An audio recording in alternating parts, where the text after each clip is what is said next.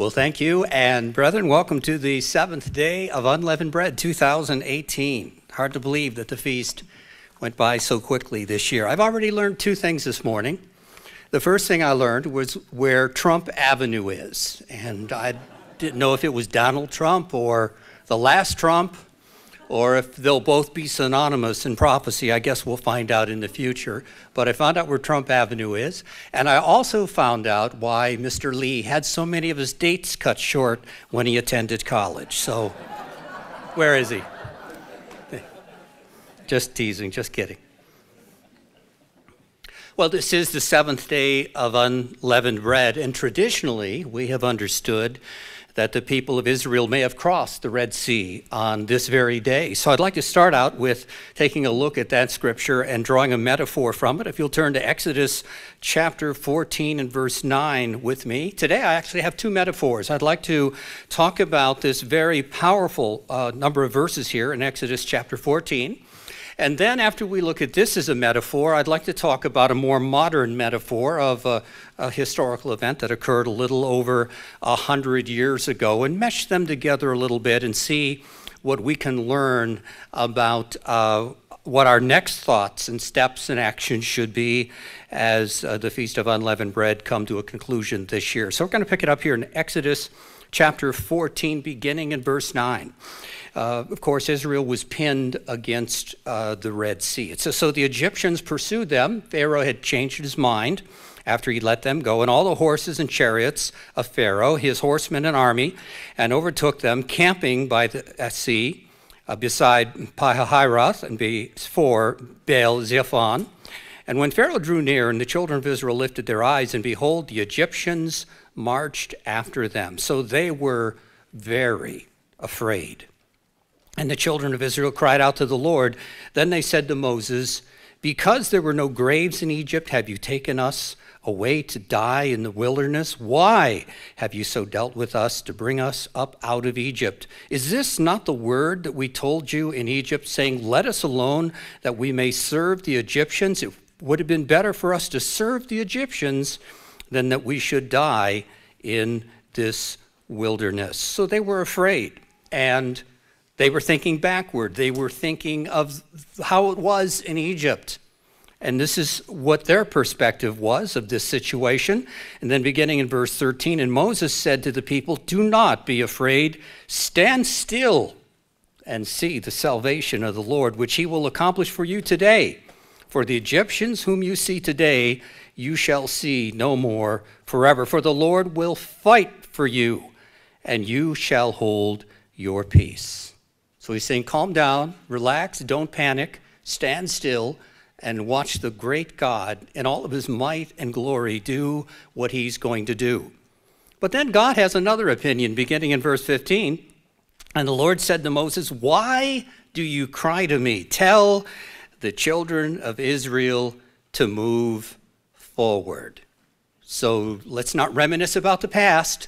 Let's not stand still and expect God to do everything for us. Let's move forward. This is not only a true historical event, it's also a metaphor of our calling. We read about Pharaoh in here, and of course he represents Satan. Satan regrets that he was forced by God to let us go. But when we were called and we responded to that calling, God made us his own. Satan hasn't been happy about that ever since. As a matter of fact, he is still pursuing us. And here talks about Egypt, and of course Egypt is representative of sin. Our society today is very corrupt, and it has very many false gods. Now, we may not be making gods out of stone and wood. We just have gods in different ways. Materialism is a god for many people. Celebrity is a god, small g. Wealth can be a god. Titles can be a god. You see, so we have just different types of gods today. But our society is even more corrupt, probably, than ancient Egypt was. Then they faced the Red Sea. The Red Sea is an insurmountable obstacle or barrier that we face in life, for which we need God's direct help and his intervention. There's some phrases in here that are very powerful. Moses said, "Do not be afraid." And whatever we face in life, we shouldn't be afraid. As Paul told Timothy in 2 Timothy chapter 1 and verse 7, God has not given us a spirit of fear, but of power and of love and of a sound mind. Faith is the antidote to fear. And then we see another phrase here. Moses encouraged them to stand still. He knew that God was there to fight our battles for us, and indeed God is there to fight our battles for us. But God added something else to this scenario when God said, go forward. Faith without works is dead. It's useless. God will always do his part. And in response to what God does, we need to do our part. And that means don't long for the past.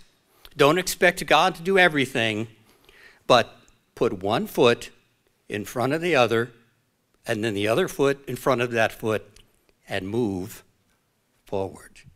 Very powerful lesson, very powerful metaphor for us as we conclude the days of unleavened bread. And of course, we know from all that we've experienced from the Passover throughout this festival that we are loved, we are called, we are forgiven, and that we have a Savior. Very beautiful scripture to contemplate, again, the conclusions of the days of unleavened bread this year. But with this, because we are excited and we've had a wonderful feast, with this, I think we need a honest caution and a warning that sometimes we can be so blessed, we can become so complacent that we set ourselves up for some real problems and issues. Mr. Stiver talked about the wealth in our country. I can remember when families had a car. Now, a lot of families that I know have 2 cars. I can remember when people had a phone. Now every family member has a phone. Their 12-year-olds have phones. I can remember when people had dial-up internet access. Now every device in the house has internet access. I can remember when people had a television and it was a black and white one and it got a whole 3 channels, ABC, NBC, CBS. Right now there are hundreds and hundreds of channels to waste our time. So we indeed are just a phenomenally wealthy, dare I say, spoiled people here in the United States, here in America. So I'd like to talk about another historical event and use it as a metaphor because I do want to give all of us a little bit of caution today, a little bit of a warning that we have to be careful that we don't become complacent. We have to be careful that we just don't take the blessings that we have for granted because everything we have is a gift from God. The home you have, the car, the family you have, you're a trustee of those things. While you live this life, God is blessing you with the gift of being a trustee of his possessions. And when we're gone, someone else will take those possessions. The house that I live in, that I love, that I built, 23, 24 years ago, that's paid off, I'm just a trustee in that property. Someday I will be gone and someone else will live there. And that's true of everything that we have in this physical life. So the metaphor I want to talk about today is, again, far more modern than what we read here in Exodus chapter 14. It happened a little over 100 years ago. It's a testament to human folly. And it's a warning that internal strength is far more important than outward appearance. If you looked at American culture by outward appearance, our economy is growing. People have more things than they ever had in history. A higher percentage of people are educated. If you look in the outside of us as a nation, just by outward appearance, it looks like things are going fine. But inwardly, there's weakness. Inwardly, there is corruption. And I'd like to use this story today, again, as a metaphor for a reminder and as a caution to us that we don't fall prey to the kinds of qualities that this disaster had. After the spring holy days this year, in about a week or so, an infamous anniversary is going to occur. It happens every April 15th, and usually there's some mention of it on the news. It was one of the worst peacetime maritime disasters in human history. It occurred 106 years ago on April 15th, 1912. just a few years ago, I think it was maybe 2009, the last survivor of the Titanic died. She was 8 weeks old when the Titanic went down, and she was saved on one of the lifeboats. So it was a long time ago, but still within our lifetime. If you go on YouTube, you can actually see videos of survivors in the 70s and 80s and 90s being interviewed, individuals who survived the Titanic. In movies and music, it's known as the Titanic disaster. Because of this tragedy, the word Titanic has added meaning in our culture today. If you were to use the analogy in business that, yes, they're just arranging deck chairs, rearranging deck chairs on the Titanic, that means the organization's still going down. All you're doing is superficially, you're shuffling things around, but it's not really solving the problems that exist. So it's even become part of our culture, part of our catchphrases. For this sermon, I would like to rely on the history of this event and some lessons and cautions and warnings that you and I can learn from this once great and mighty ship. I'm going to be reading some information and some statistics, so please bear with me. If you're bored, smile anyway, please. And I just want to make sure I get the statistics straight about this story. The Titanic was built to be a showboat. It was outwardly very, very impressive. It surpassed all of its rivals in its time with luxury and opulence. She had a swimming pool, a gymnasium, Turkish bath, 2 libraries, squash court, elaborate wood paneling, expensive furniture, restaurants, a veranda, a grand staircase, and it had electric lights everywhere, which was, again, we're only talking about 1912. She had 4 large 60-foot-3 high funnels. If you've ever seen a picture, you'll see those 4 funnels in the picture. The Titanic, which you may not know, is only 3 were functional. The 4th one was just to make it look more majestic. It had no function at all. It just balanced the design, and the architect, by the way, also went down with the ship and died, along with the ship captain. It was there to impress the eye. That is why that 4th funnel was put on the Titanic. Let's go to 1 Corinthians chapter 10 and beginning in verse 1. We're going to weave in some comments about ancient Israel as we begin to think about icebergs and the icebergs that you and I will face in life. Because eventually, we will hit at least one iceberg in our lives. I've hit a few myself, and I'm sure there are still some more yet for me to hit. So how can we prepare our lives and make sure that we don't go down like the Titanic did? 1 Corinthians chapter 10 and verse 1, Paul wrote, "Moreover, brethren, I do not want you to be unaware that all our fathers were under the cloud, and all passed through the sea, and all were baptized into Moses in the cloud and in the sea, and all ate the same spiritual food, and all drank the same spiritual drink, for they drank of that spiritual rock that followed them, and that rock was Christ." The very God who communicated with them, known as the God of the Old Testament, would later on become Jesus Christ himself. And he was there for them, and he loved them, and he guided for them, and he provided for them. Verse 5, "But with most of them God was not well pleased, for their bodies were scattered in the wilderness. Now these things became our examples." So he's saying when you read about these, and when you read their weaknesses, when you read about their characteristics, they're there for us to learn from. Our examples, to the extent that we should not lust after evil things as they also lusted, and do not become idolaters. Again, in our case, our modern society, don't become addicted to things, to materialism, to just acquiring stuff for the sake of acquiring things. As were some of them, as it is written, the people sat down to eat and drink and rose up to play. They didn't have healthy things on their minds. They had deviancy on their minds.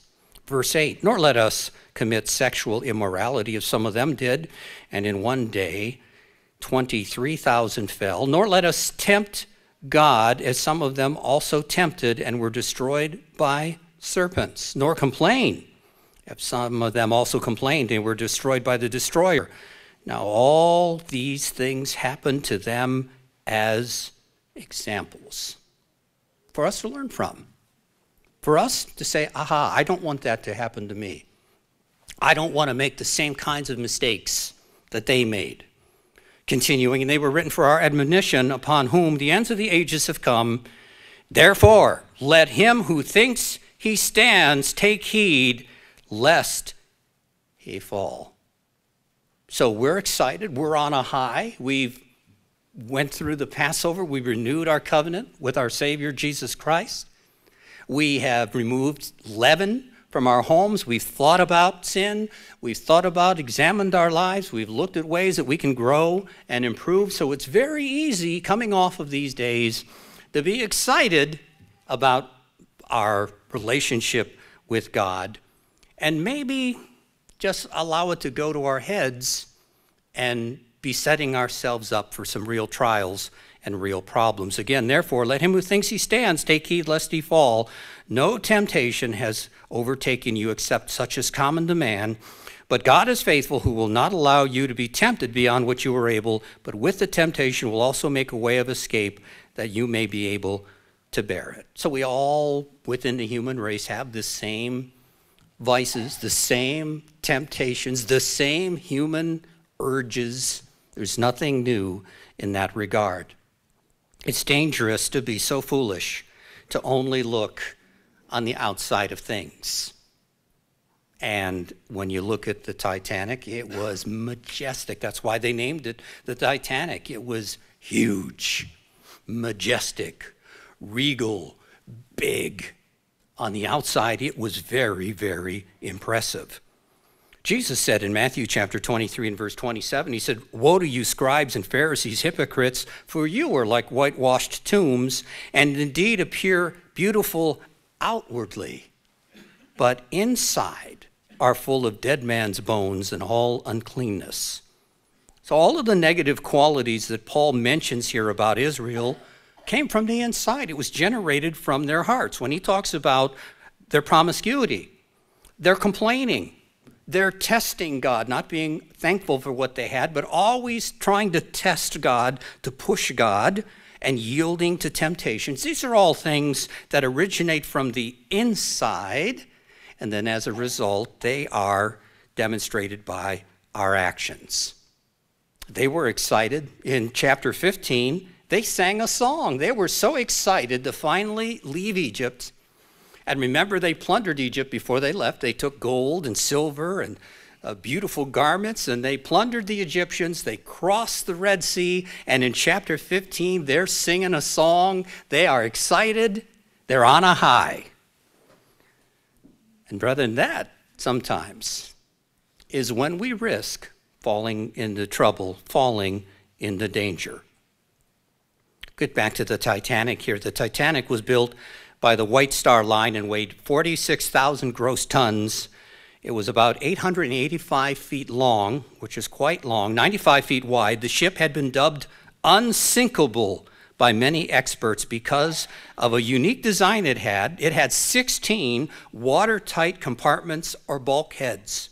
And these bulkheads all extended 10 feet above the waterline. And they called it unsinkable. I'm not sure it's wise to call anything unsinkable, personally. A 1910 advertising brochure claimed that it was, quote, designed to be unsinkable. Let's take a look at Proverbs chapter 16 and verse 5. We have to be careful that we don't think we're bulletproof. If we've been in the church for a long period of time, 30, 40 years, we've seen a lot. What's that television commercial?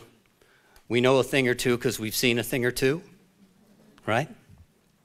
We've seen a thing or two in our days, walking this path, living God's way of life.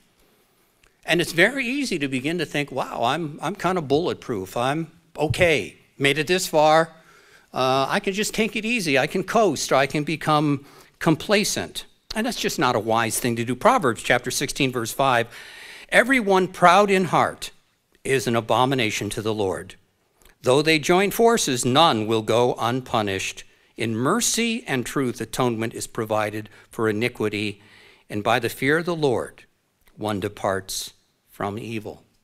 So we don't want to get big-headed. We don't want to become too proud. We don't want to become arrogant. We don't want to believe that whatever we may have achieved in life is because we're so good or we're so brilliant. Begin to leave God out of the picture, or think the things that we've achieved in life are somehow more our doing than God's doing. Thinking that we are unsinkable or above making a serious mistake or beyond giving into a temptation is very unwise. After the Israelites crossed the Red Sea with a high hand, they were exulted about their deliverance. But if you look at the history, it wasn't very long before they began having troubles that tested their faith and their attitudes, and they were found wanting. We don't want that to happen to us. Living a life filled with material blessings indeed can make us complacent. We can begin to deceive ourselves that what we have, again, is due to our own achievements, our own accomplishments, and to begin to leave God out of the picture, to pray less, to study less, maybe even not to go to church regularly. Think, oh, it's just so convenient to plug the internet in and watch a service live on the internet rather than actually going to services, to fellowship and worship with people of like mind. We can begin to think that way, and that's not good. Obviously, if due to health issues or legitimate reasons we're not able to go to services, God certainly understands. But if we have that capability and we're not doing it, that is not a good thing, and it's only going to lead ultimately to problems and potential disaster. Let's again look at a warning to our spiritual ancestors, ancient Israel, in Deuteronomy chapter 8 and verse 11. Deuteronomy chapter 8 and verse 11. This certainly is a command made to ancient Israel. It most certainly pictures what has happened in our American culture today. And if, as God's people, we're not careful, this can also apply to us. Our culture has a huge pull. It's like a magnet. And it has a pull to make us to conform and become like everyone else. That our values become our culture's values. And that's a pull is very, very strong if we're not careful. Deuteronomy chapter 8 and verse 11, beware that you do not forget the Lord your God by not keeping his commandments, his judgments, his statutes, which I command you today. And of course, Mr. Lee, very powerfully talked about the spirit of the law, that it's more than just words, it's the intent of our heart, whether we're trying to be deceptive or not. Jesus came to magnify and to reinforce the spiritual application of God's law. Verse 12, lest when you have eaten and are full and have built beautiful houses and dwell in them, and when your herds and when your flocks multiply and your silver and your gold are multiplied and all that you have is multiplied, when your heart is lifted up, when you're on a high, when you're excited, when you're proud of what you've achieved, and you forget the Lord your God who brought you out of the land of Egypt and from the house of bondage, who brought us out of the world and brought us out of this culture so that we would be different, not to reflect the culture, not to be the same as our culture, but to be counter-culture because we live God's way of life. Verse 15, who led you through that great and terrible wilderness in which were fiery serpents and scorpions, and a thirsty land where there was no water, who brought water for you out of a flinty rock, who fed you in the wilderness with manna, which your fathers did not know, that he might humble you and that he might test you to do you good in the end. God humbles us and he tests us, and why does he do it? Because he wants us to grow through the process, to do good in the end. He wants us to come out of that trial, to come out of that test better, stronger, more faithful, more committed to God than we were when we entered that test. So any test, any trial, any problem that we go through isn't because God is out to get us. God loves us. It's because he wants to do you good in the end. God is looking at end results. He's looking at your life as a plan and what he wants to achieve. And to achieve that plan, he has a personal spiritual development program for you. And for you, it's going to be different than it is for me because God is working with you, with all of us as individuals, to take us to where we need to be. Verse 17, then you say in your heart, my power and the might of my hand have gained this wealth. You see, there's a complacency that sets in. It's human, it's carnal. When we are blessed so much, when so much is given to us, there's a tendency to begin to coast, not to move forward, but to stand still. Or to always look back, to relive episodes and things of the past instead of moving forward. Verse 18, and you shall remember the Lord your God, for it is he who gives you power to get wealth, that he may establish his covenant, which he swore to your fathers at this day. We say to ourselves, well, I got a great job. Well, that's wonderful. Who gave you the legs to be able to go to work? Right? Who gave you the mind and the mental acuity to be able to think and do your job, whatever it may be? It's God who gives us all of those qualities and capabilities. He deserves the credit, no matter what we may think that we have achieved. Again, just as many engineers believed the Titanic was unsinkable, it was not. And we too must be cautious not to think that we're unsinkable spiritually speaking. Looking back on my life, I can recall many very talented individuals in the Church of God with far more natural talents and abilities than I have. Very talented people. Suddenly, it appeared that they came crashing down and disappeared, and no one ever heard of them again.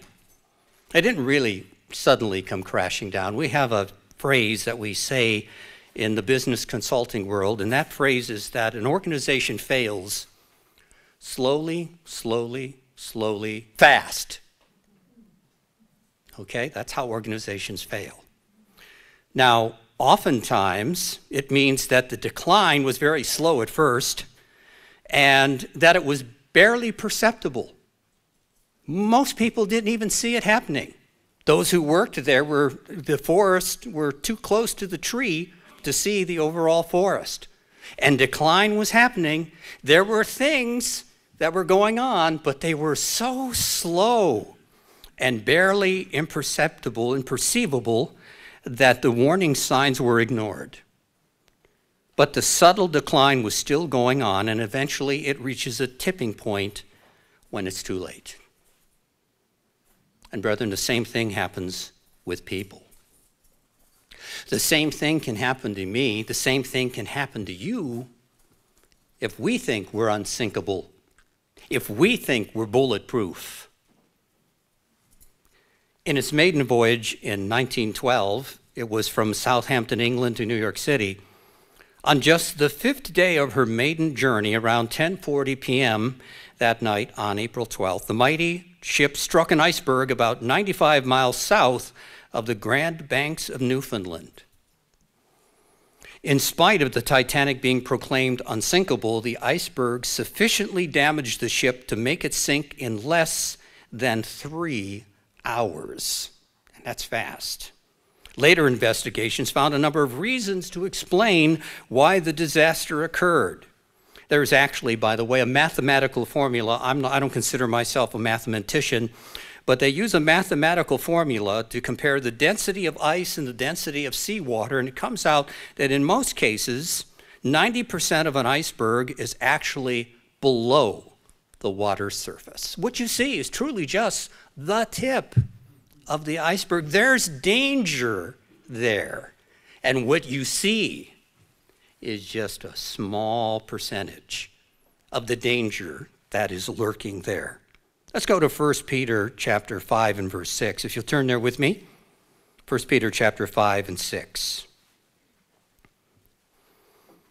Peter also talks about the importance of humility and the importance of realizing that there's something there that we may not realize because we only see the tip of the iceberg.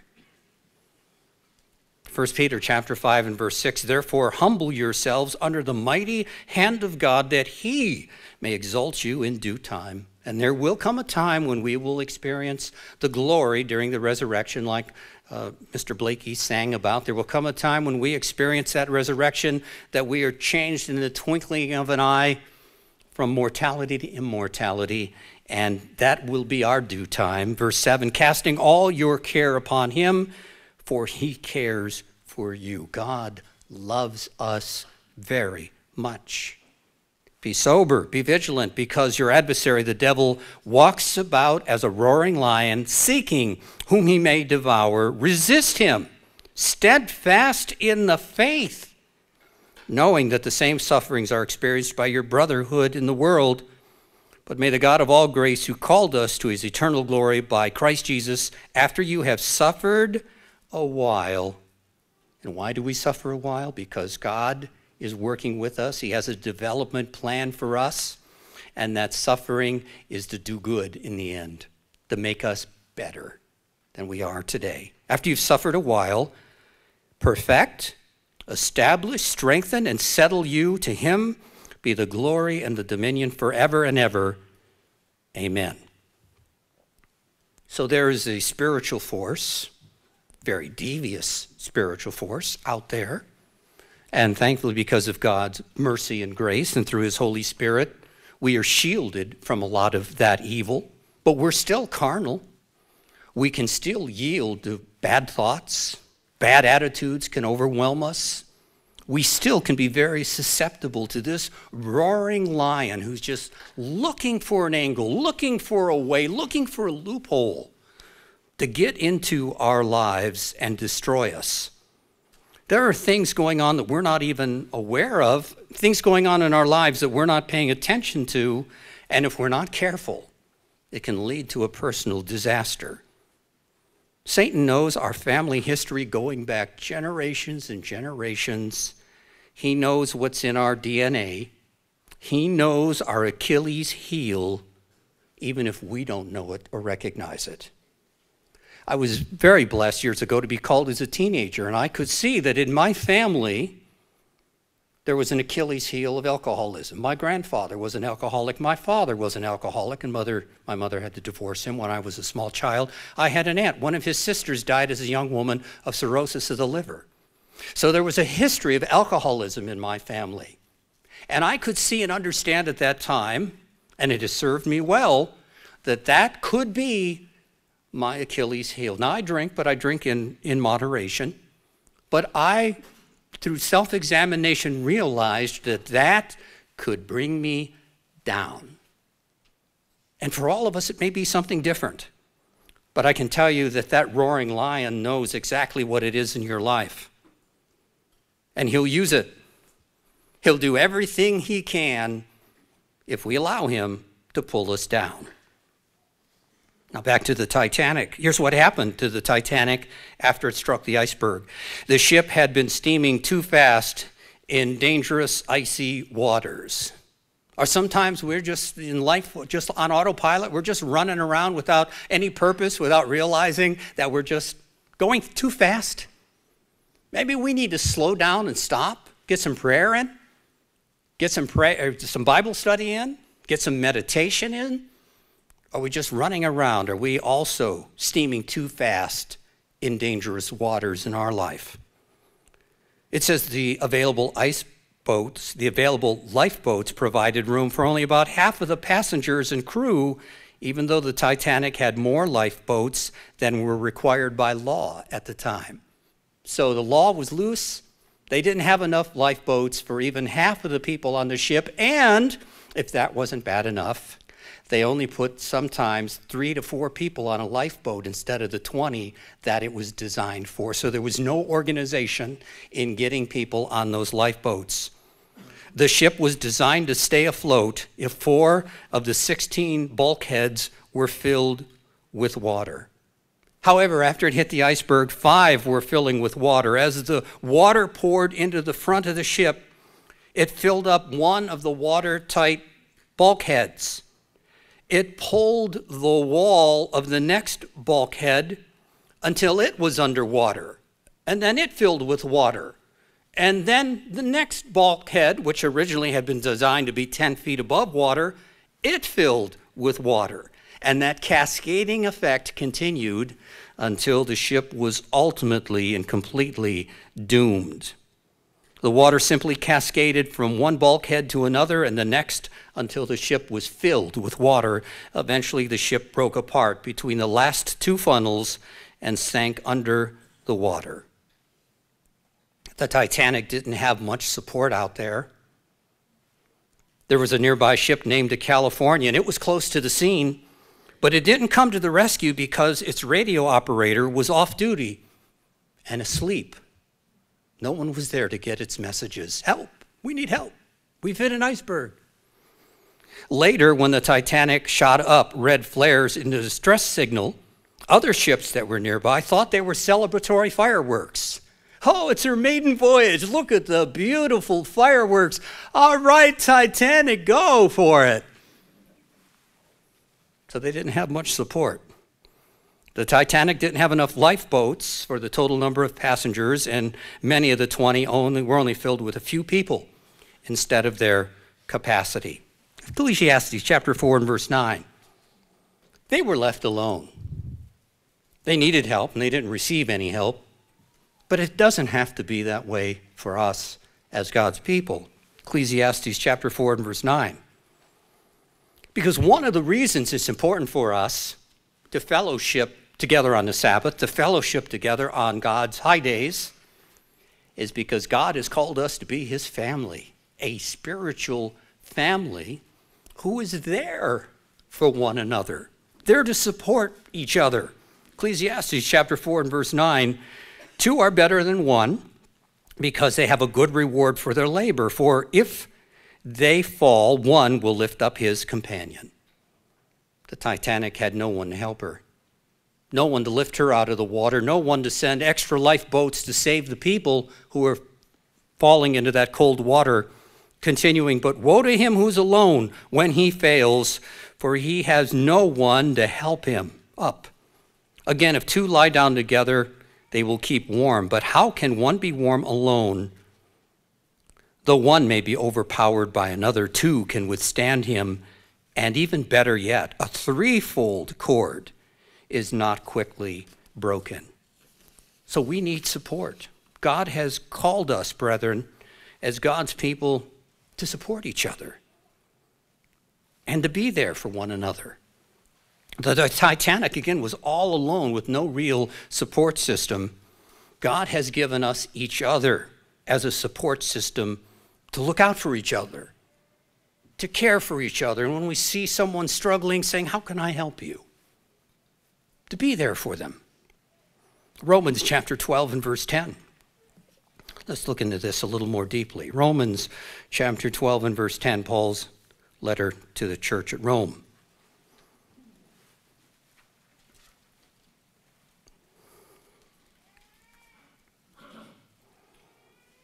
Paul wrote, be kindly affectionate to one another with brotherly love and honor, giving preference to one another, not lagging in diligence, fervent in spirit, serving the Lord, rejoicing in hope, patient in tribulation, continuing steadfastly in prayer, distributing to the needs of the saints, given to hospitality. Someone else needs something, and I have excess. I have the ability to help them out.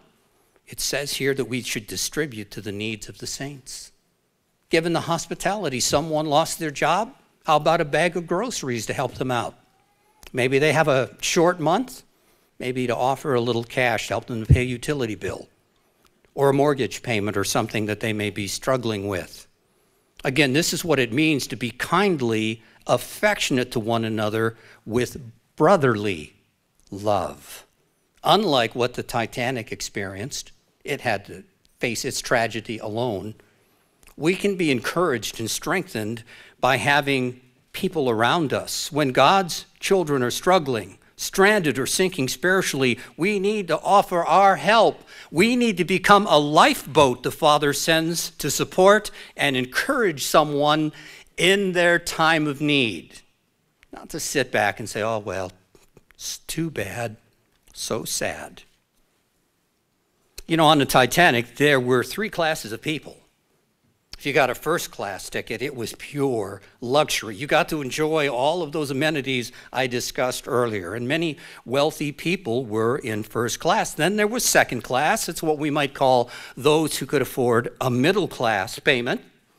And then there was the steerage, the low class. They referred to it as third class. It's the kind of people that the level that my ancestors would have been on if they were traveling to the United States on the Titanic. It was third class. But you know something? In the Church of God, there's only one class, and that class is called and converted, period. That's the only class that exists in the Church of God. Paul wrote in Galatians chapter 3 and verse 28, there is neither Jew nor Greek, there is neither slave nor free, there's no poor and rich. We're all one. We're all first class in God's sight and in God's mind. He says there is neither male nor female, for you are all one in Christ Jesus. The Titanic was a huge tragedy that many historians actually believe accelerated the decline of the British Empire because of the loss of many talented British leaders from all walks of life who went down with the ship. There were more than 2,220 persons aboard, and about 513 died. Now, if there's something that's maybe, I can't call it a silver lining, but if there's something that was positive about that shocking loss of life over 1,500 people, is that they were immersed into lethally cold water. It was 28 degrees. Icy cold water, and death occurred within minutes. So they didn't suffer very long. But it was an incredible tragedy. The events surrounding the sinking of the Titanic has been the subject of several films and many books. However, it wasn't until September of 1985 that the actual wreck was found, resting on under 12,000 feet of water. A salvage crew was able to bring up to the surface some of the steel from the hull of the ship, and what they discovered regarding the steel was startling. An analysis revealed that the steel hull of the Titanic had too high of a sulfur content. A high sulfur content causes steel to become more brittle as it gets colder. And of course, this ship was in icy cold waters. In these kinds of waters in the North Atlantic, the Titanic's hull would break rather than bend if it were to hit an object, and that's exactly what happened. 1 Peter chapter 1 and verse 6. 1 Peter chapter 1 and verse 6.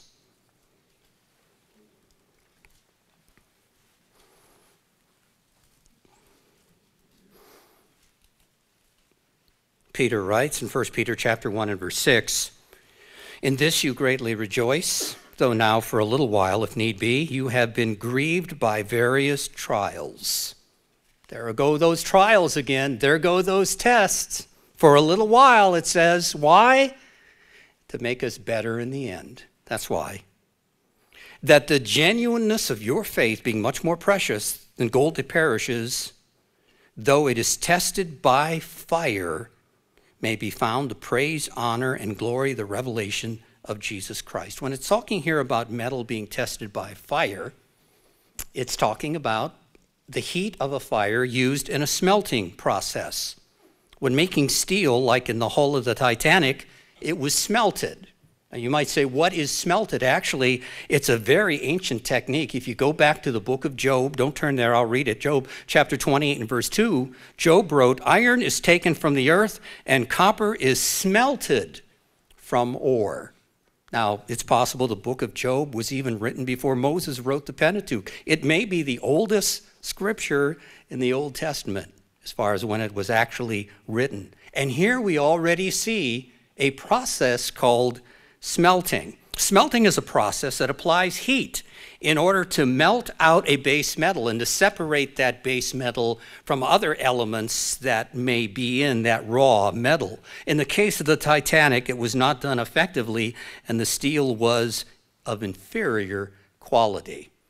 Now, metallurgists debate whether it was inferior steel or if it was the best that was available when the ship was built in 1911 and 1912. And they're still debating that. But the point is that the steel ended up being of inferior quality, particularly by today's standards. In the case of our lives, God allows us to experience various trials so that the heat of those hardships, the smelting process of those difficulties, the stress, maybe the frustration, the challenge to our attitude, that the smelting process spiritually strengthens our faith. It purifies us. It separates the quality, the righteousness that God is building in us, and separates some of that carnality, some of that selfishness, that stubbornness, that self-will, that independence, to bring out something that is pleasurable and good for us. Smelting is a very ancient process, as I mentioned. And not only were there problems, of course, with the steel on the hull, it also had inferior rivets that were poorly made, even by the standards of that day. The hull of the ship was held together by 3 million poorly made rivets. They recovered 48 from the ship, and they examined them, and they were found to be made of iron instead of steel. And they had high concentrations of slag, and slag has glass in it, and it weakens. It makes sure, because of that glass, that it's not as strong as it needs to be. Surprisingly, the total area of the holes that were ripped in the ship by an iceberg was only about the size of a refrigerator. That was the impact.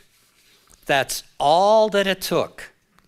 Yet whole seams of rivets popped open and literally unzipped because they were inferior when it hit that iceberg.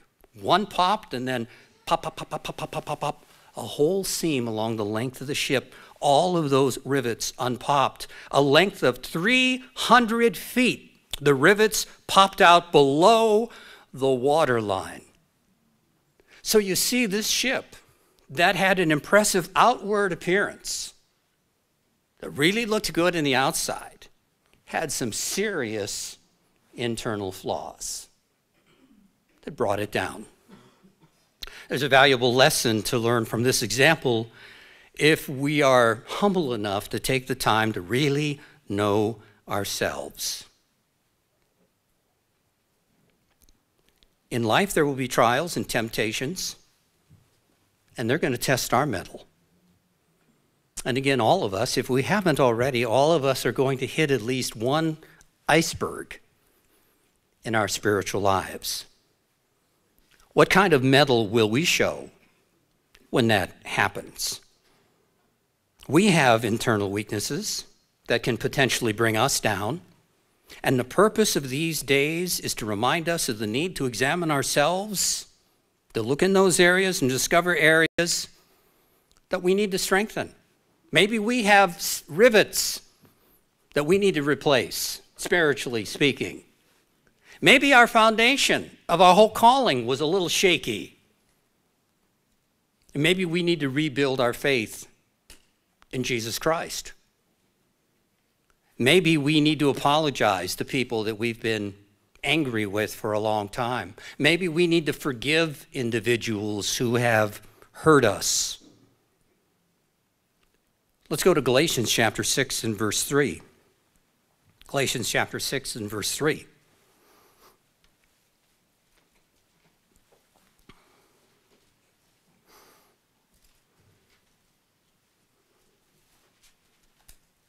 Paul wrote to the brethren in Galatia, "For if anyone thinks himself to be something," think we're unsinkable, think we're better than anyone else, think we're superior, more spiritual, smarter, better looking. If anyone thinks of himself to be something when he is nothing, and without Jesus Christ in our lives, we are absolutely nothing.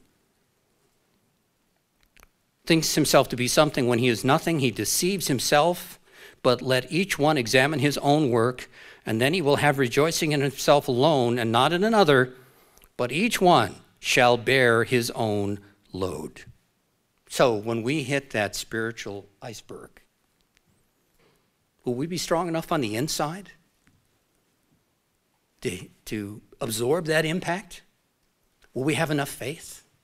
Will our relationship with God be close enough that we can endure that trial, that tribulation, whatever it may be?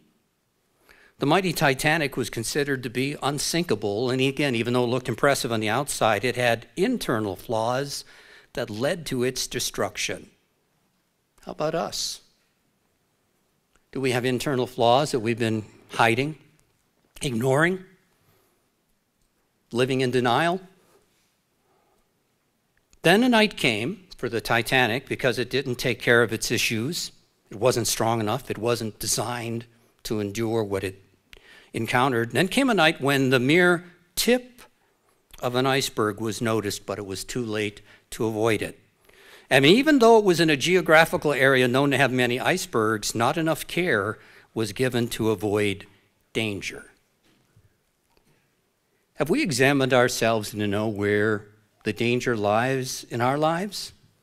Where that roaring lion can see an opening, can see something inside of us, say, yeah, if I just do that, I'll lead him or her down a path of self-destruction. Is that possible? It most certainly is possible. Pride and vanity has destroyed many people, including some with incredible gifts and potential in the very church of God. Don't let that happen to you. Know who and what you are on the inside.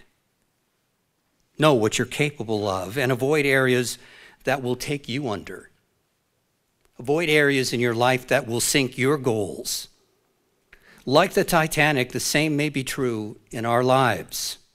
On the outside, we may appear to be fine, even physically healthy, if someone were to look at us. But on the inside, are we examining ourselves for internal flaws and weaknesses, something that can bring us down? And then when we know what they are, taking action to strengthen our character before we hit the iceberg? Because the lesson of the Titanic is that if you haven't done that after you hit the iceberg, it's too late.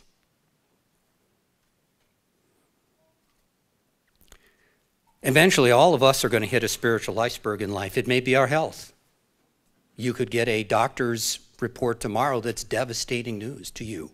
I've had that happen in my life. It could be relationships. Someone you love departs, leaves. It could be finances. You lose a job or something happens and your finances are ruined. It could be a crisis of faith. Something happens within the church or someone offends you and you have a crisis in your faith. It could be giving into a temptation. It could be many things, but when our mettle is tested, will we be spiritually strong? Will our mettle be one of quality? Will it be flexible enough to take a hit from life?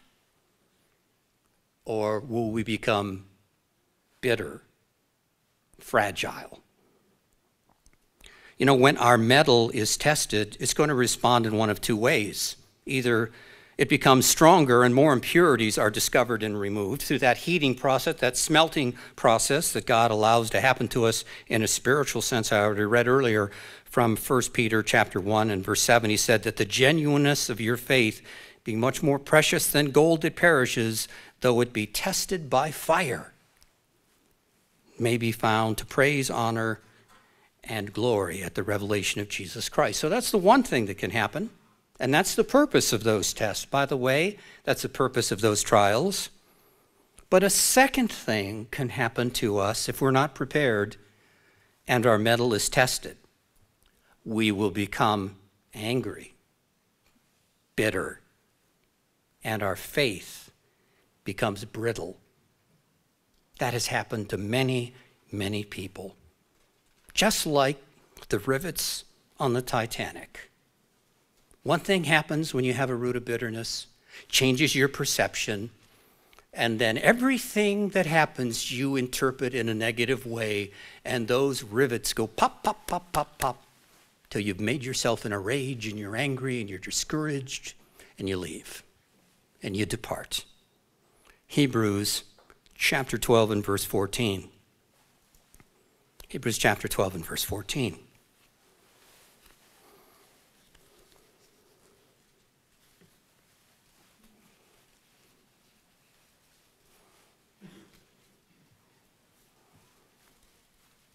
The author of the book of Hebrews wrote, "Pursue peace with all people and holiness, without which no one will see the Lord, looking carefully lest anyone fall short of the grace of God," and that's God's favor, "lest any root of bitterness springing up cause trouble, and by this many become defiled." That root of bitterness is just like a leaven, and if we don't deal with it, if we don't process it in the right way, it's just going to destroy us. It's going to eat us up on the inside, and ultimately it's going to lead to our spiritual demise. Just a small root of bitterness can grow into resentment and anger and frustration, and if we're not careful, we may respond the wrong way to trials and tests and begin to blame God or begin to blame other people for what we go through and for the things that we face in life. Brethren, the days of unleavened bread should teach us that our need to put ourselves under the care of Almighty God should be a priority in our life. He is our strength. Trying to do things through our own strength out of pride will only fail. Trials will come in life, and they will surely test our mettle. Are we ready for that?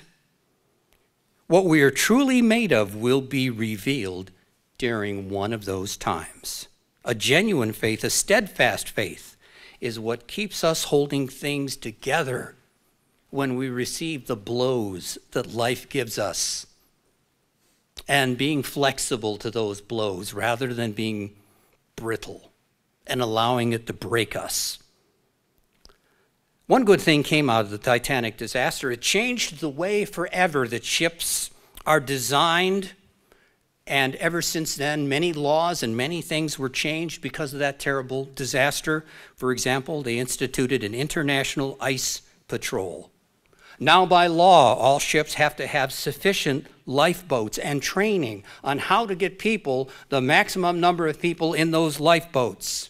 By law, there has to be 24-hour radio communication with backup power.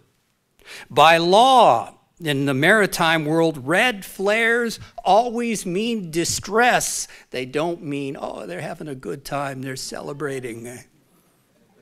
It's the international signal of distress. The bulkheads now are higher. Ships all have double hulls. So it instituted a lot of changes from that point on. In a similar way, when we go through a trial and we face our own personal Red Sea, or we hit an iceberg, we should learn from the experience and make changes. Think about it, think it through, analyze it, and strengthen our mettle. Let's not take our calling for granted or become too casual about our need to grow, because we need not to stand still, not to look backward and long for the past. We need to move forward. Some individuals and organizations that I've personally known didn't make the serious changes they should have when they hit an iceberg. Therefore, they continually back up and hit the same iceberg over and over again. I've known people like that as well. The days of unleavened bread are part of the plan of God. He desires that we candidly and honestly look at our lives and make the changes we need to make now. It's more than just the theme of a feast. It's more than something we just should do 7 days out of a year.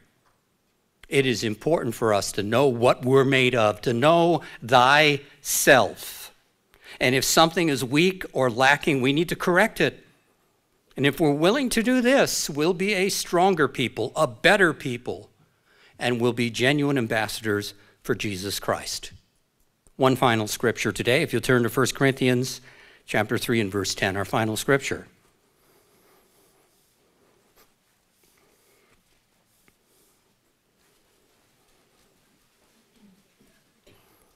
Paul wrote about the importance of building things with the right material and the right kind of strength. Much of what we've been talking about today. 1 Corinthians chapter 3 and verse 10, according to the grace of God, which was given to me as a wise master builder, I have laid the foundation and another builds in it, but let each one take heed how he builds on it. Are we using the right kind of building material? Is our metal strong? Or are we cutting corners? Are we compromising with things in our lives? Are we living in denial? Are we ignoring problems that are obviously there? But let each one take heed how he builds it. For no other foundation can anyone lay than that which is laid, which is Jesus Christ. That has to be the foundation. Absolutely. And if our foundation of our faith is not on Jesus Christ as our Savior and what he did for us, we have the wrong foundation. Verse 12, now if anyone builds on this foundation with gold, silver, and precious stones, wood, hay, or straw, each one's work will become clear, for the day will declare it. There's going to come a time when we're going to cross that personal Red Sea.